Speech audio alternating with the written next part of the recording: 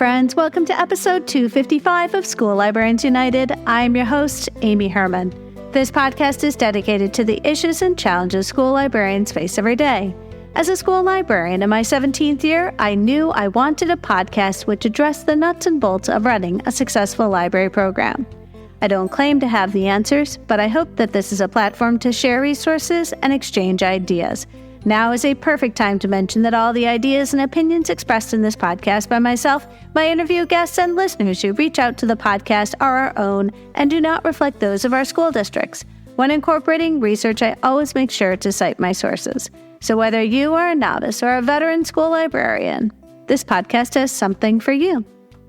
I'd like to give a very special shout out to Madison in Australia, Erica, who is still living in London, I believe, Amanda, Wendy, and Andrea, you know who you are, and the fantastic librarians who tune in to our Sunday Clubhouse chats with Casey Boyd, the boss librarian, and friends. Join the conversation each Sunday at 7 p.m. on your Clubhouse app. I welcome you and all listeners to reach out with your feedback and episode suggestions. You can reach me either on Facebook, on X, formerly known as Twitter. My handle is at LMS_United. On Threads, you can find me at School Librarians United, and on Blue Sky at SLU Podcasts, or the email address schoollibrariansunited@gmail.com. If you include your mailing address, I'll be sure to send you a podcast sticker. With 2023 and the holidays behind us and winter keeping many of us indoors these days and home from school, thanks to those snow days, I'd like to invite you to consider an opportunity. I'd love to crowdsource an episode each month based on listeners' voice messages. January's theme is Hills I'll Die On. See the link in today's show notes on instructions for call-in shows for guidance. I love this particular prompt because, as we've all come to discover, on whichever social media platform you frequent, that we school librarians are extremely opinionated, and thankfully, we are more than willing to share these opinions, hence the podcast. If I were to offer my own hill I'll die on as an example, the hill I would die on is the best and only place a barcode belongs is on the front of a library book. And then I would proceed to list all the reasons why I am right, and everybody else who prefers to put their barcodes someplace else happens to be wrong. There is a deadline for submissions of January 20th as I need time to assemble and piece these together into an episode. I would love if you could also include a fun headshot of yourself, as I will ideally put together a photo composite of everyone when promoting this episode in the week leading up to January 27th, when this episode will be shared out. So friends, I hope you record your hill and send it along with a photo to schoollibrariansunited@gmail.com. Be sure to listen to episode 224. I announce a sponsorship with Literati Book Fairs, and now is a chance to hear from one of Literati's Book Fair veterans, Amanda. Amanda Chacon, thank you for joining us. Friends, we've got an expert with us because Amanda has hosted 2 book fairs. Thank you very much. Amanda, would you give us an idea where in the country you are and tell us a little bit about the students you support? Sure. So currently I'm an elementary school librarian at a Title I school in Houston, Texas. We have around 600 students in grades 1 through 5. Wow. And so tell me, how many teachers do you have in your building? We have around 65 teachers and close to 100 staff members. Oh my gosh. Wow. So I'm curious because obviously the students get excited about the book fair, but can you give me an idea? And listeners are curious to know, what is the response from your teachers and your staff? I mean, have you been able to also bring them in to enjoy and partake of the Literati Book Fair? Yes, and let me tell you why. That is because Literati offers a 20% discount to school staff without it coming out of your book fair profit. And if you are a librarian who has been doing this for a while, that is huge. So I was able to offer all of my staff a discount, and they hear that, and it's 20%, so it's not a small discount. And they were more keen to buy books for not just themselves and their families, but also their school libraries. What a smart thing to do, right? Because you really do, and word gets around, because I'll tell you, we teachers, we like our bargains, and we do like to be treated with some sort of I don't know. This has got to be, and right now we're recording this, it's Teacher Appreciation Week. And I know that everybody's offering discounts for teachers, and because it's such a smart thing to do, because people know that when teachers are spending money, they are invariably doing it to support the reading that's happening both in their homes and in their classrooms. I love that. And I got to be honest, I know that it's not unusual for sort of independent booksellers when they know that you're a teacher to extend those kinds of discounts, but I've not had that experience working with previous book fairs. I have not either. It's always come out of my own profit. And, it hurts a little bit to do that, because it's like we work so hard for that profit, and then we want the teachers to come in and purchase. But again, it's like bittersweet. But with Literati, it does not come out of your profit. So it's just kind of like, hey, you get it. I was just like telling everybody in the hallway, hey, you get 20% off. Come on in, come on in. And then because I was so excited, that enthusiasm, is infectious. So I do have to ask, because we can't ignore them. There are administrators invariably are going to have an opinion about anything we do. And they'll usually be very vocal if this is something that is an inconvenience or it is perceived as something of let's just get past this and get over this. But tell me, have you had any sort of feedback when your administrators come by? Because I'm guessing your administrators have done at least a walkthrough when your book fair is going on session. What have you sensed that is the response of the administrators who are walking through those Literati book fairs? That is so funny that you bring that up, because the last one we had in April, my principal was in there 2 times a day, just walking through the book fair. She's just like, I just like it. It just feels good. And of course, I mentioned that we had a lot of Spanish titles, and, she was drawn to that and she was impressed with that. But overall, she was just like, I just like the feel of it. It just makes me feel good. So she would just kind of, she's walking around the building doing principal things, and she would just take a break in the book fair. And I just thought that was just really cool. And it just gives you that sense of there is this just like elegant bookstore kind of vibe to Literati. Well, and I know that 20% will go a long way, especially if you start doing some of your holiday shopping or birthday shopping or, all the book buying occasions like, baby showers and birthdays and holidays. So, so smart. Thank you so much, Amanda. Thank you for having me. Friends, tune in to learn all about Literati and their very generous offer. Librarians who book their very first Literati Book Fair for this school year and mention the code UNITED when booking may qualify to receive a $500 gift card to Titlewave. Visit the link in today's show notes and call the Literati team to see if you qualify. And now a word from our sponsor, Capstone. Capstone is an innovative publisher and education technology provider of children's content for school libraries, classrooms, and at-home learning. Home of the award-winning PebbleGo research database, Capstone has a passion for creating inspired learning and intellectual curiosity in children, and I am so excited to be working with them. I'm also grateful to Capstone for their continued commitment to support the podcast in Season 5. They are offering listeners of School Librarians United a very special discount. Visit shop.capstonepub.com and use the code UNITED to get $20 off an order of $100 or more for both print and Capstone interactive ebooks. That's code UNITED for $20 off an order of $100 or more for both print and ebooks on shop.capstonepub.com. And now for our episode Visual Book Lists and my conversation with Melissa Cory.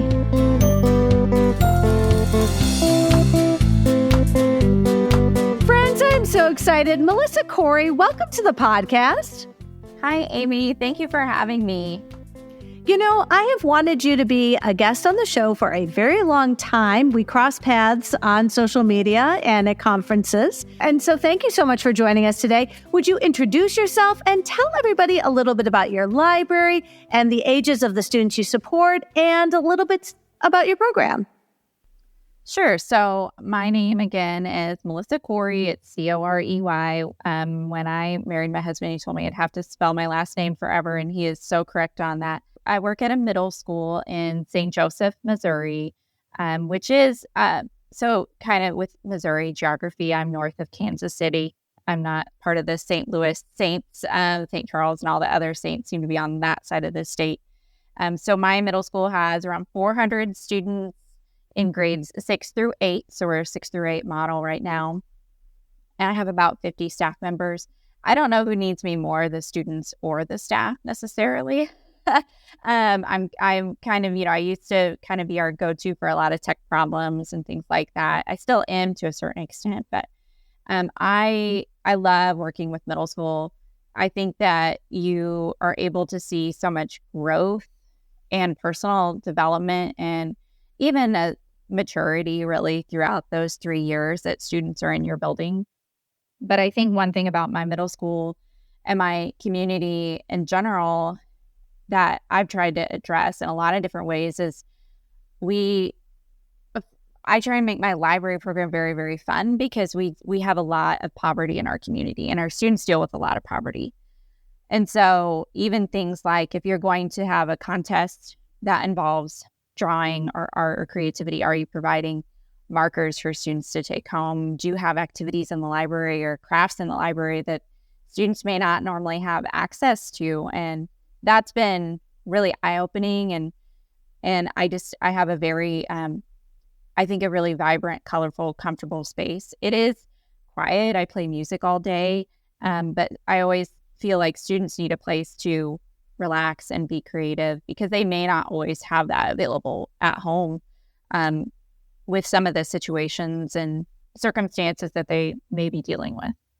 So you're creating sort of that third space. You've got school, you've got home, but then you've got this library, which is like sort of the family room where they can be with their friends and perhaps away from some of the family drama, away from the classroom drama, and you're bringing them into this place where they can just hang out.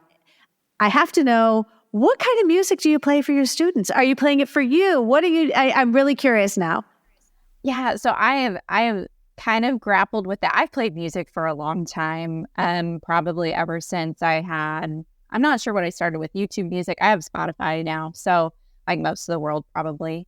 And so I'm not a big pop music listener. I like indie music. And so for a few years, I would just play, indie or alternative. But I just put on Spotify's top hits, hot hits, whatever, the top 40 usually is, because students will walk in and they'll be searching for a book and then they'll kind of start singing along with whatever's on the radio. So I've sort of had a little bit of an education in popular music in the past few years just for playing what students are listening to. But sometimes they'll make requests. I let students sit at the desk and browse and play their own music. If they're in there for a little while, I just turn on the explicit filter so they don't have any words that they shouldn't be hearing in school or in music while they're at our school necessarily. So, but that's wonderful. As long as they don't like anything, it doesn't mess up my algorithm too much. Well, and I love that because you're giving them an opportunity to really sort of personalize the experience of being in there. It's as close as they're going to get to recreating a space of their own. And for that sort of short period of time when they get to be the DJ, I love that. And it demonstrates that you trust them. Yeah, definitely. And again, you never know what is personal to someone and what makes somebody feel comfortable. So I'm not a country music listener, but I had a student a couple years ago that was and I'm like, if you want to listen to country music, that's totally fine. So I think it's something that it just kind of makes it feel a little bit more like home to them. And then again, I just always go back and I change it back to the top 40. If it's been a day, then I'll put on like a playlist that I like to listen to. Because again, I've always struggled with like being is it about the library or the librarian, like, is it your program or is it you? But I think it's okay to share some of that with your students as well. And so occasionally kids will walk in and they'll, oh, you listen to that artist. I initially just started playing it at my checkout desk, and I had some music on years ago, and a student was like, I didn't know that you listened to, I can't even think of the artist now. But I was like, yeah, this is one band that I like. And they're like, I like them too. So you never know what's going to connect. My deal is when I have students who are wearing band t-shirts and I'm like, oh, I love Nirvana. And they're like, what? It was like, the smiley face. I'm like, you're kidding me, right? Smells like Teen Spirit. I mean, what do you, that, or it was Pink Floyd. I was like, wait, you didn't know that was a band? That's fine. But I'm now going to send you a music video because I think you need to at least hear a song of theirs. This is an education. I love that. So, Melissa, I'm so aware that you're incredibly accomplished, and choosing just one thing to talk about is incredibly difficult because you have, as listeners will discover very shortly as we get into all the things that you have done as a school librarian to really support other librarians. You are truly the librarian's librarian, and I mean that. Before we dive into this conversation about visual book lists, which I'm very excited about, and friends, I have already taken so much that I've learned from Melissa and run with it. But I want to congratulate you on some really recent news. It's less than a month old, apparently. You are one of the 3 school librarians who received the I Love My Librarian honor for 2023. Congratulations. It's unbelievable, really. I'm still kind of pinch myself when I see it pop up on social media, and I'll be at LibLearn next week, actually, for that award ceremony or whatever they end up giving us. I think we get a plaque, which is awesome. So I'm really excited to be at that conference and be on stage with some amazing school librarians, but just some amazing individuals in general. Well, and friends, there's only 10. There's 10 in the entire country each year, and you're one of them. That's amazing. Could you give us a sense of what do you think caught the eye of the award committee that reviews the, 1,500 applicants who were considered, and out of that 1,500, you were one of 10? I think the biggest piece was, well, first of all, I have to say that I have a really supportive group of coworkers that recognize what we try and do at my school and in my library. And I can't thank them enough. One is actually a former public librarian, and she's been determined to put my name into every award at the state level, local level, national level, because she knows what it's like to work in a library and to not always get that sense of what you're doing is valid or valuable, really. So I'm so grateful for my school family.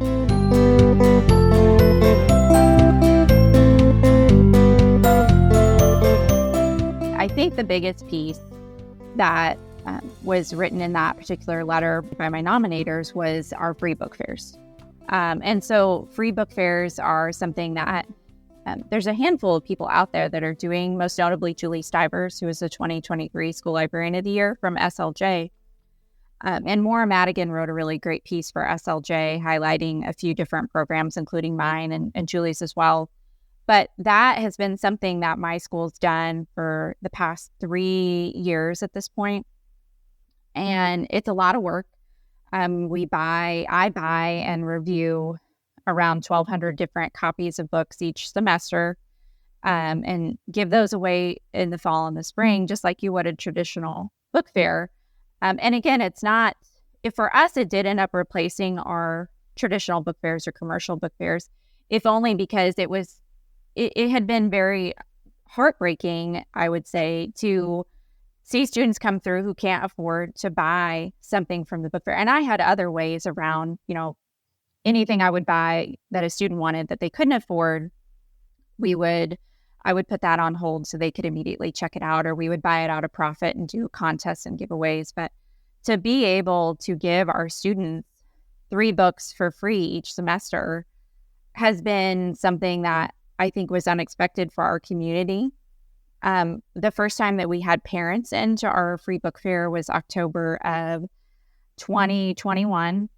So all this was also kind of came about due to COVID. We have a family involvement coordinator who, it was really her idea. She had all these funds that she couldn't spend on events during COVID. And she said, why don't we do free book fairs? And so I said, yes, absolutely. I had no idea how to buy books at cost or for low prices. And so I did a lot of research and wanted it to feel like a traditional book fairs. So we have prize wheels. I do golden tickets in the spring that are hidden in books, and they are able to earn things, just like you would at a regular book fair that you would hold.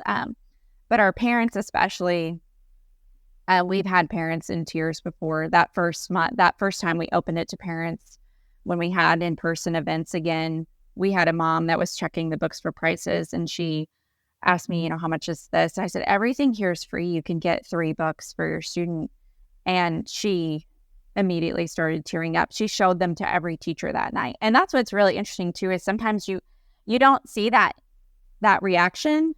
They go and tell other people. And so I'm really grateful when our staff comes back and they're like, this parent showed us these books all night, like multiple teachers, like, yes, that parent was repeatedly saying, can you believe that these books are free? And they're high quality, they're brand new. They're also really diverse. So they reflect BIPOC experiences, LGBTQ experiences. It's not just something where, it's a book drive or a book giveaway. It is a book fair with new books. You just don't have to pay for them necessarily. I have bags and bookmarks and coloring sheets and all the fun stuff. I also think about siblings too. So I always have something for the littles, whether it's just, a coloring sheet for whatever holiday is coming up. So they don't feel left out. And it has been something that, we're up to about 5,000 books by the end of the school year. We'll have given away almost 6,000. So I always say I'm trying to catch up to Dolly Parton. Yeah, she's a hero. Because she's at like 200 million. But that's something that, when we started doing it, I don't know that there were, it's something that I think is catching on. And I think that's great. It takes a lot of creativity and time and effort to put on those free book fairs. But it's something that I'm so glad we've been able to do for our community. And I think it featured really heavily in that application. Well, and I think about all of us who are struggling to build a culture of reading in our buildings.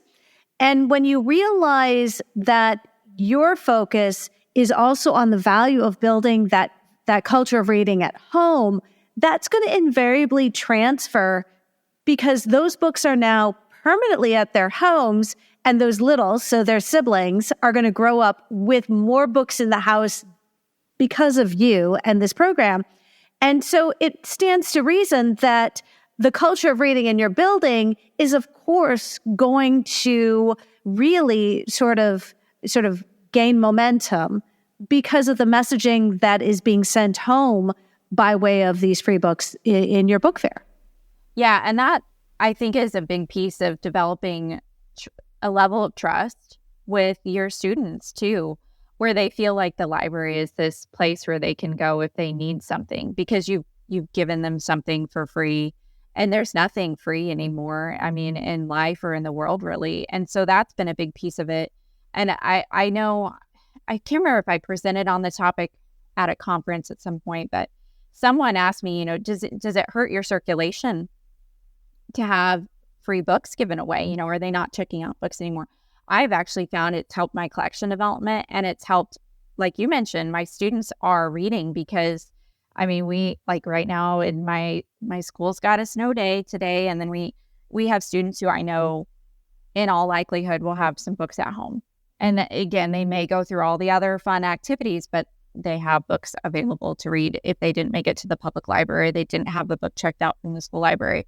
And I have students that come back and they want books in the same genre, or maybe I bought the first in a series for the book fair and they want the rest of the series in the library for checkout. So it's evolved a lot of different pieces of my library in a way that I couldn't have really anticipated. But I think just developing that relationship with students in general and your community in general, again, it doesn't necessarily have to be a free book fair. I think librarians are great at building community in all kinds of different ways, both during and outside of the school day. But that's been, as challenging as it is, as many moving parts as there can be to get that many books to school and sort them and make it look like a traditional fair. It's just been such an amazing thing that we've been able to do. Well, truly the definition of a labor of love, right? Yes, yes. Oh, I love that. Yeah, in fact, our family involvement coordinator one year had to go get our shipment the day of the book fair from a loading dock in Kansas City. Something fell through the cracks. It was during, all the shipping delays from a couple of years ago, and we couldn't get them in time. And she said, I'm going to go. That's just the culture of my building now. We'll do anything for our students. I love that. Oh, I think that's fantastic. Well, and again, you've got a snow day and another one tomorrow. And you know that your students do have books at home. Thanks, because of this. This is now in the third year that you've done this, and it's only going to get better and better. And your families truly, I'm sure, are grateful for all that you do to encourage this love of reading.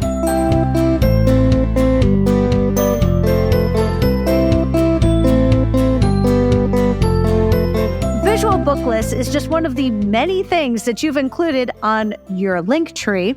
And friends, the show notes are going to be fantastic. Make sure to set some time aside to enjoy this, and also, bookmark them, because I've got to tell you, you are incredibly generous. Your Linktree has so many different things that you have made it a point to share with everybody who visits this, accessible. It's a website. So let's go ahead and talk about one of the things you include in your Linktree are library promotions. And you do this through Canva because this is your platform of choice and it shares nicely. A lot of people are very familiar with it. So what kinds of things would they find when they see library promotion? So one of the pieces that I like to do every year is basically like an infographic, like a welcome back letter sort of for school library, for my library program, especially if I have a large number of new teachers, which I feel like my building had quite a few new teachers this year. And I've done it in a few different ways, but a handful of years ago, one of my principal at the time earmarked a little bit of money for a back to school event for the library for staff, which was amazing. Who does that? But this principal at the time did. And I decided to make it donut themed, because who doesn't want a donut first thing in the morning? So I decided to do something called Donut Forget About the Library. And I kind of kept that going. And I retooled it. We used to be a Mac district. I loved my Mac. So I used Pages for so much. And then we switched to PC a couple years ago, and I'm finally used to it. But I started to kind of convert everything that I had previously used. I just sort of remade it in Canva. And so that was one piece, was just an infographic about what the library has to offer, because new teachers are always going to have those questions. And this year I was able to buy some free donut cards from my favorite local donut shop here in town and give those out along with the infographic. The other thing I do to promote the library, and this is just, I love to create all kinds of seasonal pieces. I don't do a lot of holiday stuff anymore because I feel like it's easier on me, for one, to do things that are just seasonal, whether it's winter, fall, versus an individualized holiday. And especially working with students in poverty, holidays can be really heavy. It's not always an enjoyable time. So I like to just have different themed slides at my desk. This is where anytime I put something out in the world for other librarians to use, it's so neat to see how people adapt these. So I have a digital photo frame at my desk, and I have a kiosk display, and I will put book recommendations on there. I'll do graphics for different seasons with different sayings about reading that are kind of goofy, but I still feel like middle schoolers like a little bit of goofy humor or puns. But I think it's really neat to have those rotating slides there. I've seen people put them on their digital signage throughout their school, but I've also had a few librarians that have made those into bookmarks as well, or even like reading trackers out of those graphics. They'll resize them in Canva and create something brand new. So my saying with my library is it's not just the four walls of my individual space. It's got to be the whole school. It has to be something. There's got to be a piece of the library in every corner of my school. And you can walk the whole hallway outside of my library, and there's all kinds of bulletin boards and displays and things that I don't change out often enough. But it's way easier for me to create a little promotional piece for my staff and put it in their mailboxes or for students and spread it all over the building. So that's my whole kind of philosophy on promoting the library.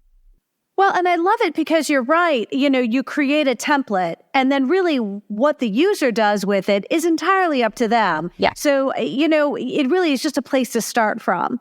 And I think it's fantastic. You've included reading trackers. And this is one of those things for some people. Reading trackers is, I know right now we're in January. A lot of people are starting their reading goals. But I think that's wonderful. I know that for some students that's important. Is this something that you've formalized, or you've just made an option for your students? I always just pretty much with my particular building, I like to make a lot of things optional. I feel like there's so many things that kids, have to do. It's compulsory, to do a book report or to create a reading log and things like that. So I have had some success with doing challenges and things like that. But when I started creating the reading trackers, I just really wanted a way for students to have something, especially when it does come time. You can always tell when somebody has an assignment due that involves tracking their reading or a book log or a book report, because they all come down and they're like, what did I read last month? So I thought, well, this would be good to have at my desk so they can take it with them. And I will always help them out any way that I can.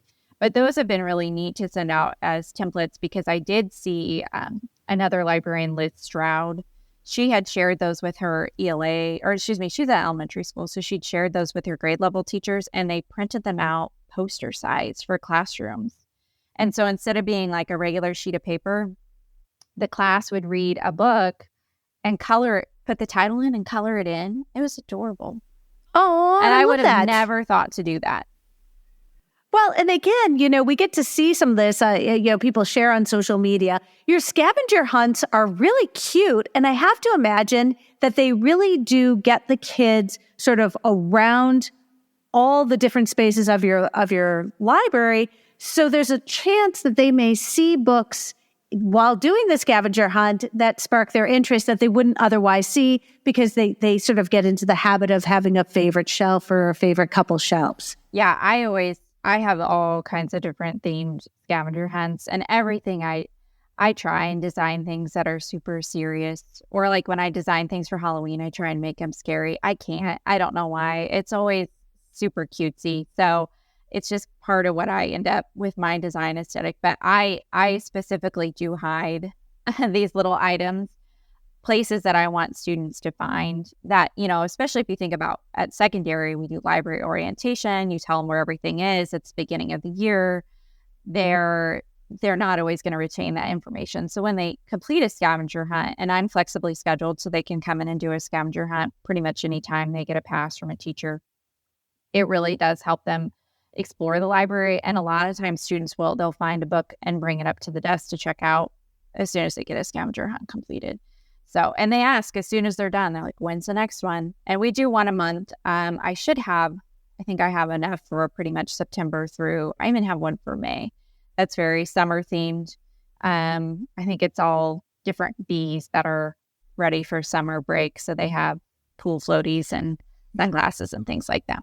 Aw. Friends, when you click on one of the many scavenger hunts that Melissa has so generously shared, you're going to get sort of a little riddle, and you're going to get the spots where the letters go, and each spot is numbered. So for right now, I'm looking at the cardinals, and there are these little cardinals. And then if you go to the next page, you've got these cardinals, and they have both a number on them and a letter on them. Am I correct that you would maybe laminate this and then cut out the shapes? Do you just tape them around sort of eye level? So are they on popsicle sticks, or how do you position them so students see them? I tape them. I always tell students they have to walk the whole perimeter of the library. My library is kind of L-shaped. And I tell them to look from the floor to not necessarily the ceiling, but I have some signage that's up high. Like students will come in and say, I need a fiction book. And it says fiction books across the back wall of my library, but they don't always key into that. So putting pieces of those scavenger hunts on signage is a really good way to get them better at wayfinding. So they can be just about anywhere except for a private space like an office or the computer lab. Got it. So it's not in the books. It's going to be out. No. Right. Okay. I used to do a scavenger hunt where I love doing this too because it helps them with catalog skills. And I do have some versions, like I have a turkey one where you can use book titles, but inevitably somebody would want the book that the turkey was on. So now one thing that I do, and I don't know that I've ever really like clued people into this, when I put all the scavenger hunt clues out, I have a sheet of the locations. And so I write down this, number 1 is at the Circulationist, number 2 is in the 300s of nonfiction. And a lot of times I will give students a clue of, I think it's by this particular book or this genre. And then they'll use the catalog or they have to look at signage. So it helps them with those essential library skills. I love that. Friends, and the free stuff keeps coming. I just got to tell you, again, all of these wonderful resources, which you can then customize for your space. You've got an I Spy that I think you generated. Was that done? I mean, did you create that? How did you create that on Canva? So I can't remember the max size that a Canva design can be. I want to say it's like 3.5 feet by 6 feet, something along those lines. It's basically the size of the largest table that I have in my library, whatever the resolution. If you type in numbers, it'll tell you exactly how big your design can be. So I made the biggest Canva design that you can make. And I wanted something, we were kind of leading up to winter break. I get a lot of traffic at the end of a semester. And my thing is I always want to have activities for students to do because they're going to be in the library if they have a pass. And sometimes they've gone through a lot of different stations. I have a create space, so they might be maxed out. So I was like, I need something new to do. And I've seen those really great physical I Spies where people put like items in an aquarium. And I would love to do that, but trying to get all of that pieced together right before a break was too much. So I went into Canva. I picked a lot of different elements that were winter themed and I duplicated them and just created, a really giant poster. Essentially, I don't have a poster printer, so I ended up printing it through, I use just Adobe Acrobat and do the poster printer setting there, but you could use block posters or any other service like that if you don't have a poster printer. And I just laid it out on a table. Students did ask if they could color it, and at first I said, no, let's just kind of let it be an I Spy for now, but you could do it as a giant coloring sheet as well. I saw one librarian, I think it was Missy Oliver, had created that as a coloring sheet for her students, but middle schoolers are still kids and they still need some activities like that. And my hope is that I can do one for kind of each of the seasons because it's very much winter right now here in Missouri. We got about 6 inches of snow yesterday. That's amazing. You've included Word of the Week. Do you have print dictionaries that students can page through? I do. I have one of the large unabridged dictionaries with the tabs in it. And I think it was Morton Middle School Library actually had posted, they had a letter board and one of the large dictionaries. And I thought, oh my gosh, like I never even thought about getting this old dictionary out. I'd given away most of our dictionaries to my ELA department for state testing. So I created that template in Canva, if only because it's going to sound silly, but some weeks I thought, I'm not going to have time to switch out letters or, even it's just quicker for me really to change the word in a Canva design and print it and put it in a sign. And so I created just a Canva template for that. And that's kind of a nice station for students.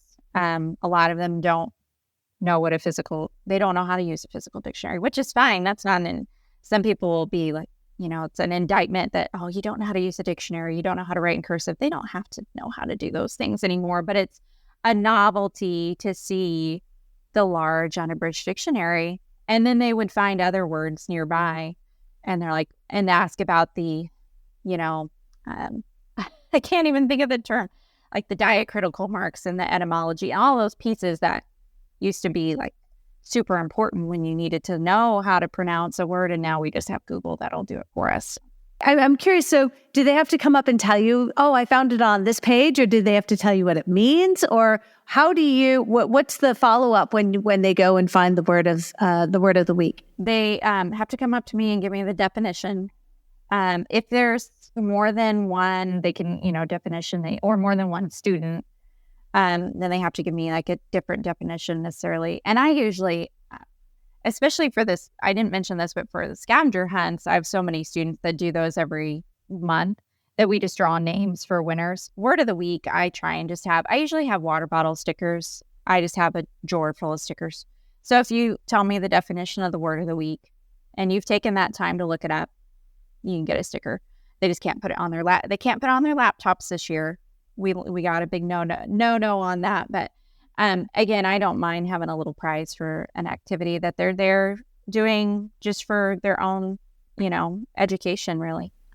I love this next one, March Madness, because for those of us who are in the States, at least, with March coming up. But let me ask you, this is done with books, and I've seen it done sort of on a wall where you might have just one grid and everyone's doing the March Madness together. But this is one that they do on their own? Well, so this is this bracket, you could do it a couple of different ways. Okay. I do it with the big wall bracket. Okay.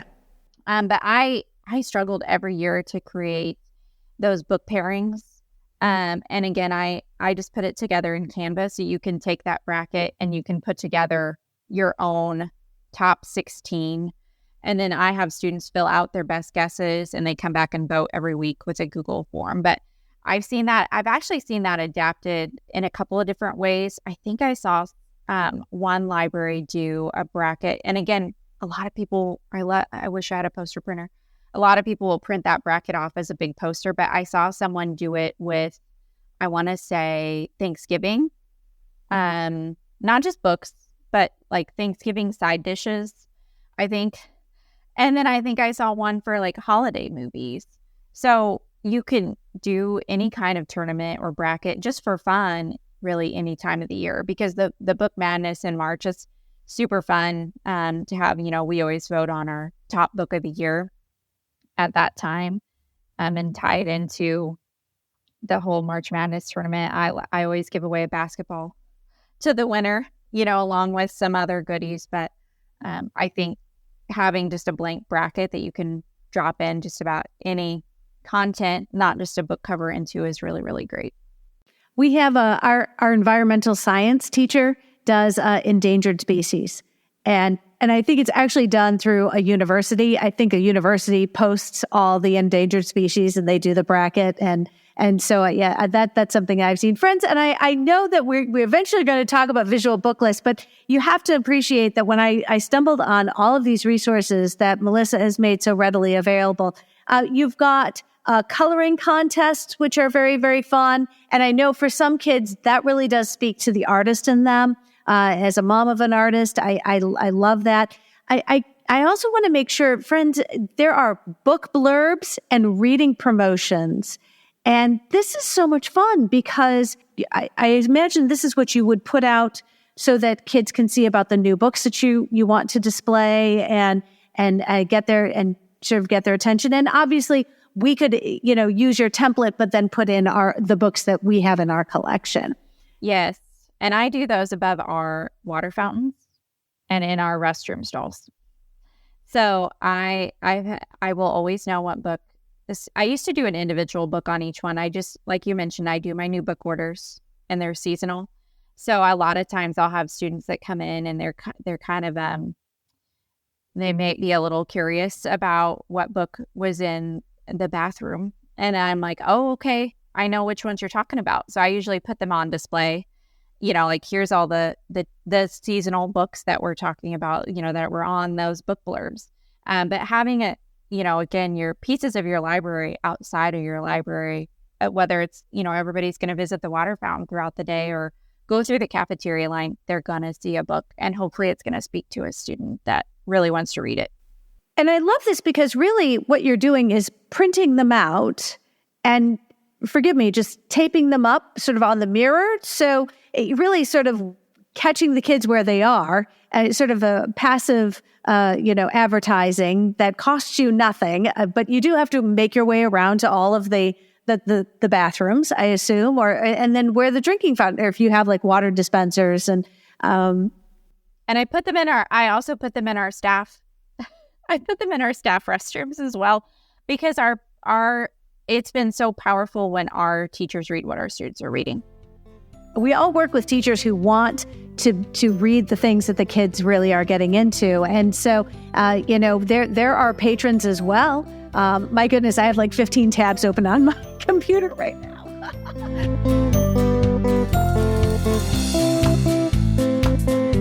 Melissa, you're absolutely wonderful. I am so grateful. I do want to talk to you now about everything that you've done to really make sure that you share with everybody. But I do want to make sure I mention, as a middle school librarian, everything that you've done could easily be customized for a slightly younger audience, or because I'm looking at your book list, and as a high school librarian, I have quite a few of those books. Just because there's some overlap. And likewise, our middle school, our elementary librarians would also see the same thing. They'd see a couple of the titles that they would have obviously had in their program. And so it makes a great deal of sense. You can easily modify this. So, I have to ask, you clearly love creating fun ways to generate excitement about reading in your library, but then move that out into your building so that it permeates all the corners of your school. It would have been so easy to put this on a teacher pay teacher and get paid for your efforts. You spend a lot of time on this. You clearly are invested in doing a really nice job of making these things look so well done and put together. At what point did you sort of say, nope, I'm just giving this away? I think one thing that we don't talk a lot about in the school library setting are budgets. And I do not have the budget that I need to do what I am doing or could do or should be doing. So I know how hard it is to not be adequately funded. I think for years, when you attend conferences and you hear people present and you're wondering, okay, what, how much does this cost? And you hear some of the dollar amounts. And when you don't have that amount of money in your budget, it is a bit of a letdown, because I don't think that my students should have less of a library experience based on where their zip code is. I really don't. And so as a librarian, I want to be able to provide things for no cost so that people aren't spending out of their own pockets or a limited budget for things that I think are really fun and exciting and really meant to just generate, like you mentioned earlier, more of a culture of reading or an appreciation for the library or an opportunity to get students into the library. I have no issue with teachers pay teachers. I use it a lot. And I think that, people who are putting in tons of time and hours into curriculum or lessons, things like that, I think that's something that is super, super valuable. But for me, knowing that I have $6.50 per student. It's supposed to be $7, but when my enrollment bumps up, it's not. I know that I have to look at every single, I spend down to 25 cents practically every year. My budget doesn't buy me. I don't have a separate budget for furniture. All my furniture comes out of my budget. My books, my supplies, periodicals, anything that I'm buying for my makerspace. So that money goes really, really fast. And so I know what it's like to be underfunded. And I would rather have a librarian go buy, a drink at their favorite Starbucks or local coffee shop instead of spending $5 on a book list. And I also think it's been so amazing to put that out there as an adaptable template and to see what other people come up with, because we're one person. We're so siloed so much of the time that being able to see the innovation and creativity that others have brought to any piece, whether it's library promotion or a book list, has been so inspiring to me, because school librarians just do so much with so little. And it's so unfortunate that so many of us don't have the resources that we need. So I'm happy to provide things for free. Go get your favorite tea or coffee or Diet Dr. Pepper. I'm a big Diet Dr. Pepper drinker at school. And then toast Melissa Cory. Say, thank you so much. So let's learn about your visual book lists. This really feels like a passion project when I was looking at this. You've created its own website. And to date, you have, at the time of this recording, you have 31 book lists. And you call them printable book recommendations. I got to tell you, friends, in anticipation of this conversation, I printed them out and used them to model my own book lists. And for me, in my school, I don't have a traditional circulation desk. I really don't. I just have a standing desk on wheels. So I put my visual book lists up on monitors, which scroll at 5 seconds a slide. And my teachers came in today. They're like, has that always been like that? I'm like, actually, it's a new edition. And they're like, I like it. And I'm like, I do too. And so please share how you use these printable book recommendations in your library space. So this kind of came out of the whole idea out of a diversity audit, essentially. So pre-pandemic, our libraries in my district, we've been trying to complete that work or get that work kind of to a point where it was usable, and I think that diversity audits have a lot of value, but we wanted to get to a point where we had something that was sort of a final product. And so I have a colleague, Elizabeth Hoskins, is a librarian in my district. She's fabulous. And so she had sent me a post from one of Christina Holtzweiss's Facebook groups. And it was this catalog display rack. And she said, how about what if we could do something with our diversity audits with this particular item, because it looks like an open book. I was like, that's amazing. And I ordered one and it sat in a box for months and months because I could not wrap my head around how do I create something, how do I create these lists? I knew that I wanted to create lists to make it easier for students to find books that were representative of maybe a topic or an experience or their own personal backgrounds. And I went through a lot of different iterations, had some very ugly lists, and I couldn't find something in Canva that was a great template for a book list. So we were shut down for state testing one May.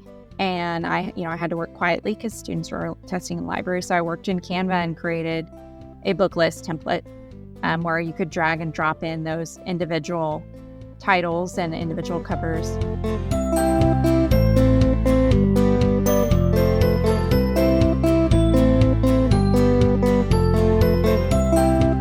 And I knew, for one, I wanted to be sure that I was also protecting student privacy, or creating something where a student wasn't necessarily going to have to walk up to me and say, I want a book on this topic.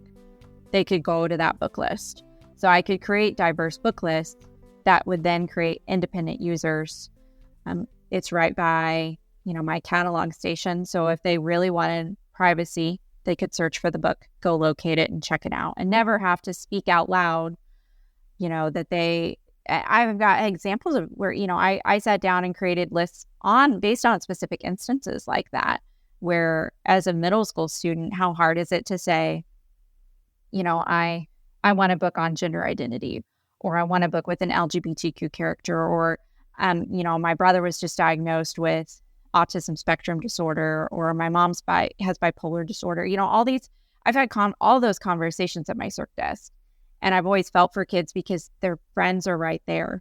And again, they can always talk to me privately, but I have a busy space that may not always happen. So knowing that they can come over and open up the book list and find these full featured lists of LGBTQ characters or, neurodiverse characters or mental health awareness and anything along those lines where they're able to have that point of access has been really, really important. I use a lot of them in displays as well, so that, it really kind of centers what the topic of the display is, but it's also a great way to ensure that students are putting all of those pieces together, not just kind of blanking out on, oh, I remember the cover was blue. They've got the title, they've got the author. I see a lot of librarians add a QR code to an ebook version or an audiobook version. So there's all kinds of different methods, but I think essentially it comes back to creating that independent use, and then also student privacy as well, because those topics are hard. It's hard as a student at those ages to say some of those things out loud. So, friends, when you go up, you've got this sort of it's a for lack of a better word, it holds the clear plastic sort of wired frames, and these are 8.5 by 11 sheets. And I presume you put one facing one direction and the other, so two-sided, so that they can flip through them. I remember seeing them in offices for ready reference phone lists. I did that once when in one of my first library, because I coveted the one my secretary or my office clerk had for all their ready reference materials. I was like, I need one of those. The difference is, instead of it facing the librarian, it faces the patron. And the students will flip through this reference of all these different wonderful themes and voices. And, I love that they can then get this visual of seeing all these different books, so that presumably if one of these books is checked out, then you can go ahead and get something else. I love that you include a top 10. That's a really fun one. And I love it because oftentimes, like a menu, you invariably see things you hadn't thought of, but now you're instantly interested in something because it's right there in front of you. And I'm going to tell you right now, my school, I still need to carry a lot of books that are more like 250 pages. That I have students for whom, if you've got a 300-page book, there is enough apprehension about not being able to finish something like that they're not even going to start it. And so I need to work in more middle grade content for the simple reason that my students are feeling intimidated by some of the books that I picked out without realizing what I really needed to do when I was supporting my readers.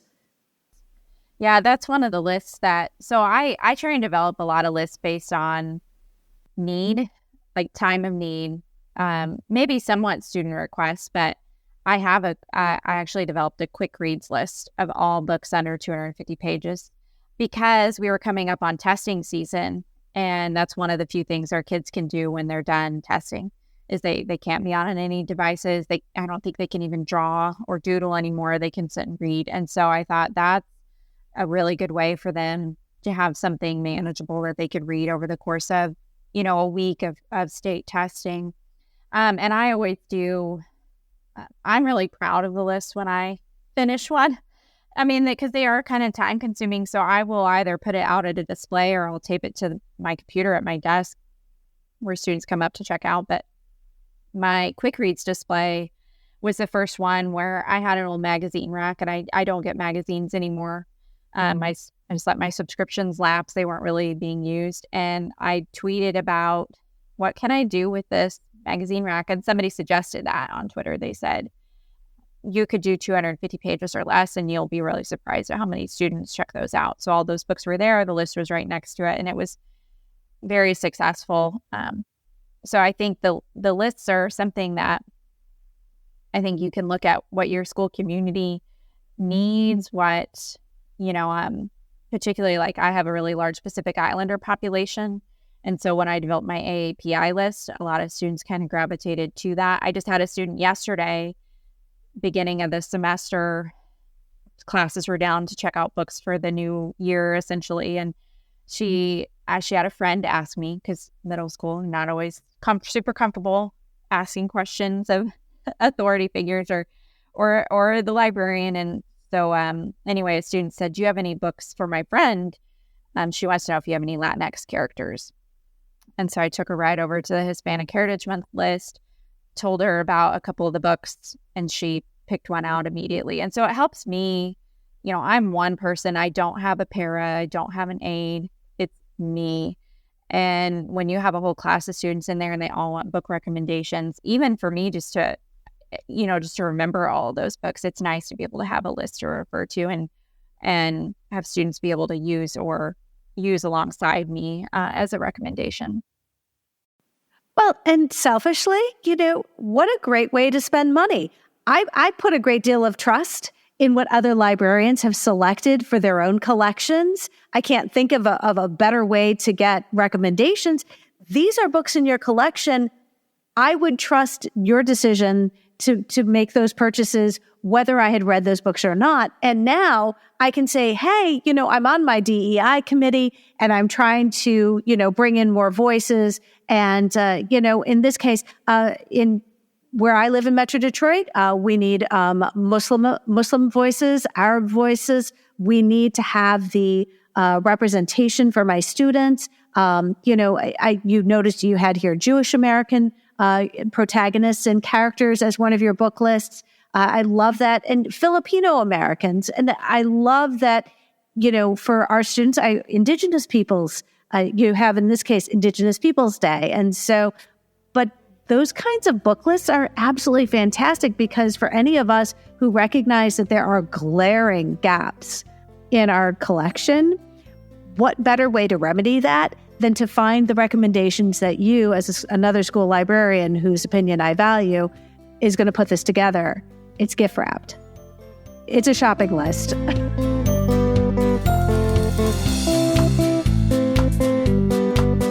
Well, and that was one thing. Yeah, and that was a lot of the book lists that I developed last year, in the last year especially. I actually had a Laura Bush Foundation for America's Library grant, which is if you have not applied for that grant, look into it, especially if you're in a title school or you have a budget that's not adequate, because it is such a gift to have money that's earmarked exclusively for books. So I was able to sit down and go through my collection and really say, I need more books on this from these particular groups, from these particular voices and individuals, and to be able to have the funding to do that and not have to make those decisions of am I going to be able to buy this or not.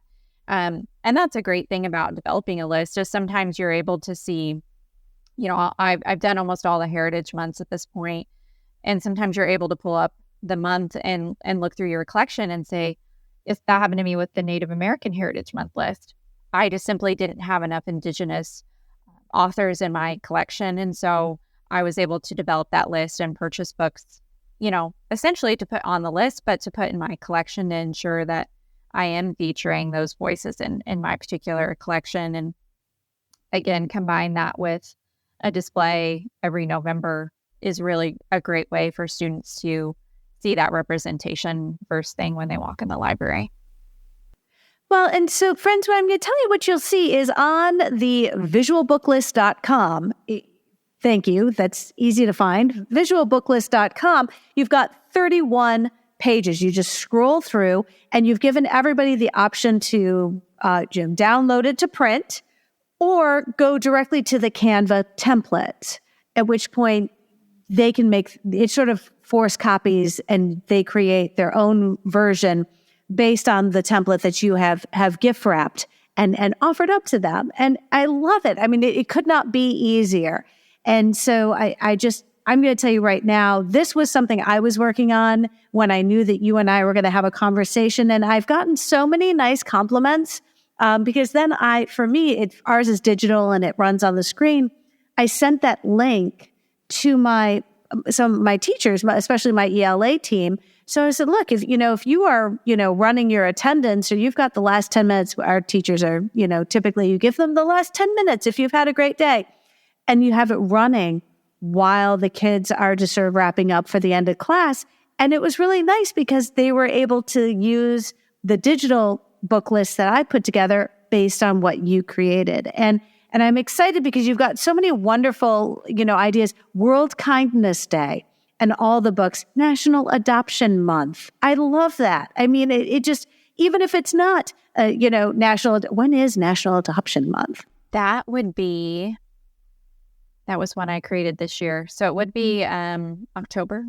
And it's wonderful because even if it's not October, you can still check out those books and it's right there. I love it. The one thing I wanted to add, and I forgot to add this earlier, and this kind of goes into what you were just mentioning, is I think the ability to adapt the list is one of the really powerful pieces. Because when I was looking for things to start out, to basically fill that display, if you haven't seen Librarian Bookends, they create book menus. And so I initially was really inspired by those. And I love their book menus. They're especially great for elementary and upper elementary, and their PDFs. So that was essentially, I was trying to make like an editable version of those. But just seeing the different, I've created 31 lists so far on all these different topics, but seeing what other creators are able to come up with and find inspiration for. So like Amanda Hunt is a phenomenal book list creator. Deb Zeman is my Canva twin. So I always have to shout them out because there's so many times where, even if you have, lists available, there's always going to be other observations or holidays or months or topics, whether it might be a TV show or a movie that all the students, I've done a few of those like Stranger Things, but oh my gosh, stay on top of all the pop culture and everything else that's out there. It's so great when other librarians have taken those lists and are generating new lists and making them adaptable as well. Yeah, as seen on TV or, now on Netflix. Or I know some librarians do book talk displays because it's what's being featured on Book Talk right now. So I absolutely, you're absolutely right. And these menus are fantastic because not only do they excite our students and give them that confidence to go look for a book on the shelf, especially if they're not sure what they're looking for because they've heard about it or they know what the cover looks like, but they might not. And if they're like me, they may not know who the author is. They may not know the title, but they know what's on the cover. It's, So I really love the fact that all of this is intended to not only inspire this culture of reading, but also to empower our students to be able to have that agency to go and look for these books and feel confident when they do that. Yeah, it's definitely for my grade levels. Surprisingly, my youngest students, my sixth graders, they want that level of independence after coming out of elementary school, especially. And so that is my grade that they're like, I know where the book lists are and I'm going to use the catalog and then I'm going to come ask you what a call number is. And you're going to, they're going to, and it's great because it's essentially wayfinding. I'm also a genreified library. I have been genreified for like 10 years now. I feel like I genreified really early on. And, I think it's great to, even if you're not feeding into a genreified library, you need to do what works for your collection. So our students, especially, it's kind of a bit of a shock for them when they get to middle school and they have this independence. They're on a flexible schedule. And so it's great to get them used to wayfinding and finding book recommendations and growing as readers, because they are happy to have that level of independence. It's a little much sometimes for them, but I think it's a wonderful thing for them to have that ability to find a book. Well, you've succeeded when they turn around and show their friends where to find the books. Yeah. Right? That's my favorite thing. Yeah. You're like, yes, I did it. Melissa, I'm so grateful that you have been able to join us this evening. I'm even more excited that you get to enjoy tomorrow. You have your second snow day. Truly, it's a God smiles. It's a gift. But listeners will want to add you to their virtual PLN. Do you have a preferred platform? Because I know on your Linktree, you've listed several places. Where is your go-to that people can consistently find you sharing? I would say Instagram is probably the most effective platform.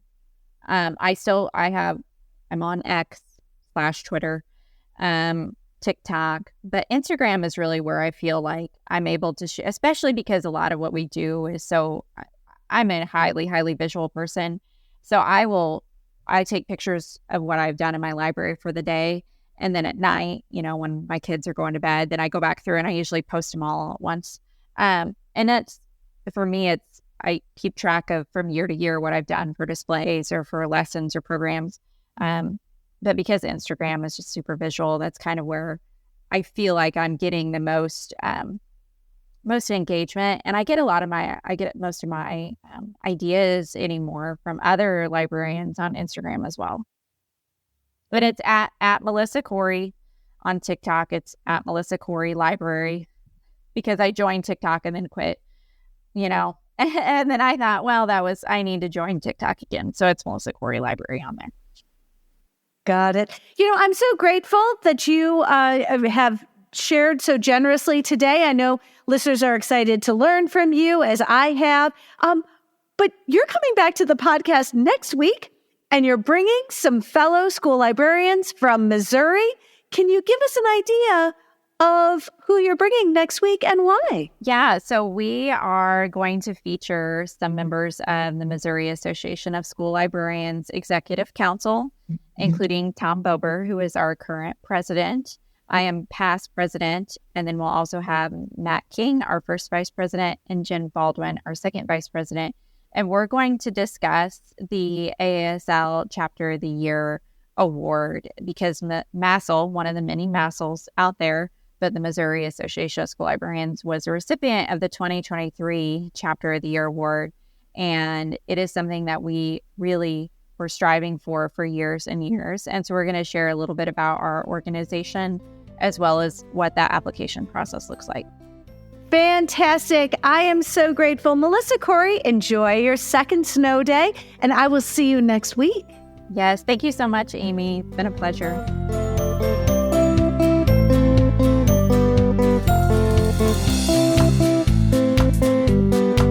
Friends, if you found this episode helpful, please share it out through Team Your PLN and on social media. Be sure to follow on your favorite podcatcher so you'll never miss an episode. And if you really like listening today, consider leaving some fan mail with Melissa Cory, because I know she would love to hear from you.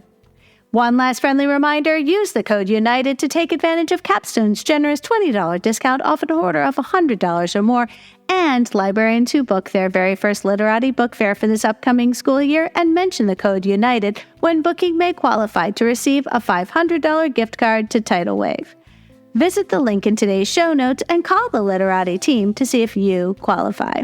Friends, don't forget, please make sure to record a hill you'll die on and send it to the podcast at schoollibrariansunited@gmail.com. The topic of our next episode will be AASL's Chapter of the Year and my conversation with members of MASL's Executive Committee, Melissa Cory, Tom Bober, Matt King, and Jen Baldwin. I hope you will tune in.